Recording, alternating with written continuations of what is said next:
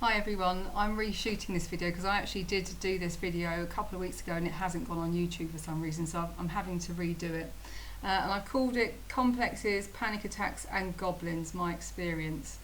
So first of all I need to let you know what a complex is. So I've got a few descriptions here which I will read. A group of emotionally charged thoughts that are related to a particular theme.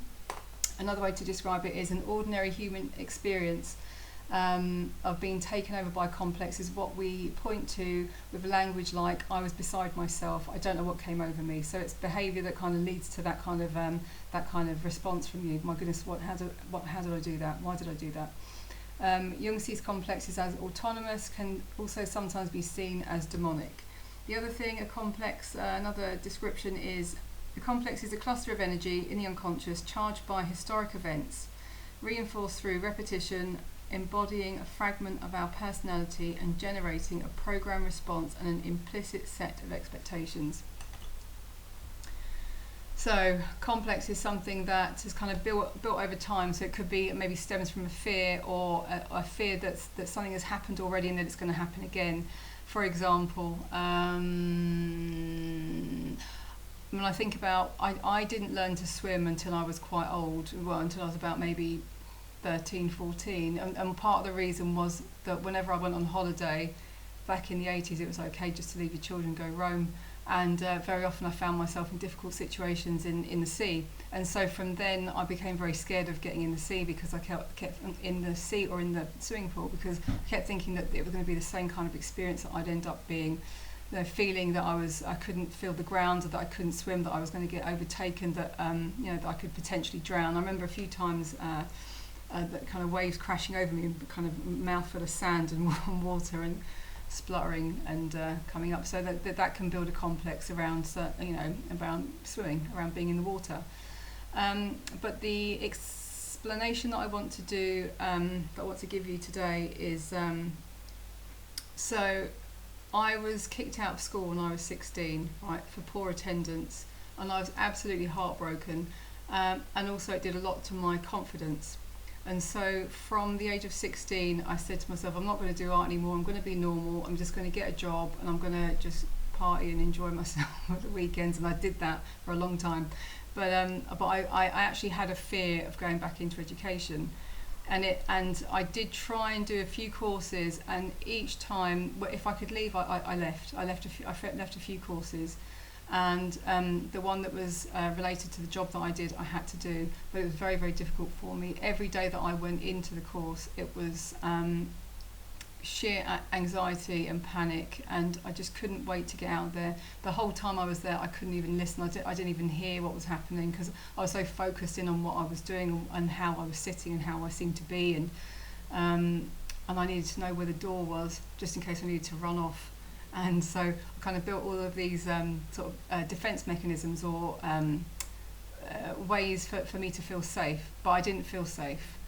And of course, in those, back then I didn't bother looking at it either. So it just carried on until I wanted to do this course. And I knew that I had to do a course because I knew that I had a fear and I knew that I had to confront it. So this was like the start of my sort of my awakening journey. So I knew I had to do it, and so every day that I went into my course was difficult again, and I was 36, 37 back then.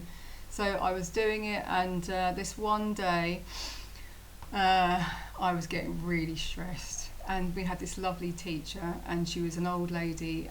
She came in for the day to teach us, this Jungian analyst, a psychologist, and she started asking everyone questions. And she started from the other side of the room, and I had to wait my turn to speak, and I was really scared, and the whole time I was just building up this anxiety, and it was turning into a panic attack, and I could just feel it was coming on, and I wanted nothing more than to just leave the room, but I thought I have to stay and I have to try and kind of feel it out and sit through it, and whatever happens, and we'll just try and deal with it. But when she came to me, she asked my opinion, and I just said, I don't want to talk. And she was deaf, so she couldn't hear me, so I had to say it about 4 or 5 times, which made it so much worse. I don't want to talk. And in the end, it felt like, if the only way that I can describe it is that I felt like I had a little demon on my lap, and he had his hands over my throat and I couldn't breathe. If I could draw him, this is how I would draw him. He was a little demon type goblin character, and he was like I suppose he is how I would symbolise a panic attack.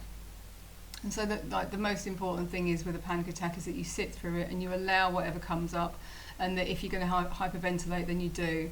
And I think by going through that process, by kind of being open to, I suppose, the vulnerability of those emotions, I can't say actually that's the only reason why I had a fear of the classroom. I don't think that's the only reason. I think there were lots of different things. There were lots of different reasons why, but that was probably the main one.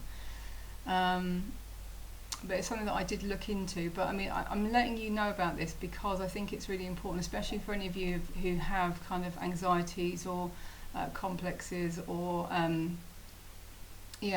or even social anxieties, or being afraid to speak up in front of other people. So these kind of things, it's really important that you know that you can actually get over them, because I don't suffer with that anymore. It's something that I did suffer with, but by confronting those things, I've managed to kind of move through them. I mean, I don't even like taking selfies, and here I am recording myself. You know, I'm actually talking to myself here. You're not here. You know, you'll watch this, but you're not actually here. So I mean, for me, it just shows the power of maybe the power of suggestion, the power of the will to want to get better, or to want to move past things that are kind of keeping you back. And that's the whole point of the group, really, is just to show that. And I think that Michael Tessarian's quote there is just gold, really. The one that's in order to heal yourself, you have to do it yourself, and not look for a guru to do it for you. So, I mean, as long as you guys remember that, then you can really push past anything.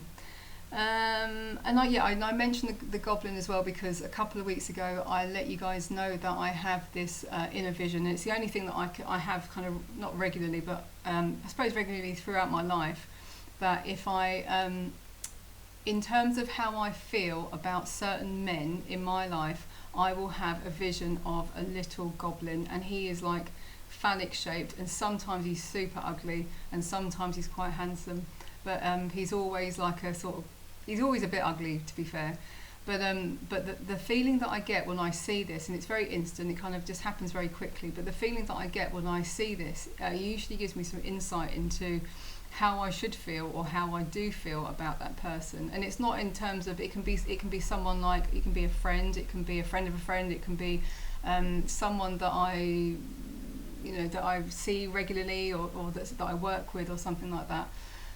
Or it could even be maybe a potential partner, or but I've often had it. And to be honest, I mean, if I would have taken heed of some of those warnings, then I probably would have saved myself a lot of heartache, to be honest. So there is something in that. There is something about that little, it's a kind of guide. I mean, I think in Jungian psychology they call it the psychopomp, which is the thing that brings the living to the unconscious, or the living into the afterlife. So it's like bringing your conscious into the unconscious. So this is what you really feel, kind of this sort of thing. But quite interesting. And I was a bit disappointed that most people don't have the same. So I was quite alone with just me and my goblin. But that's okay. I'm quite used to that. So that's my little chat on complexes, panic attacks, and goblins.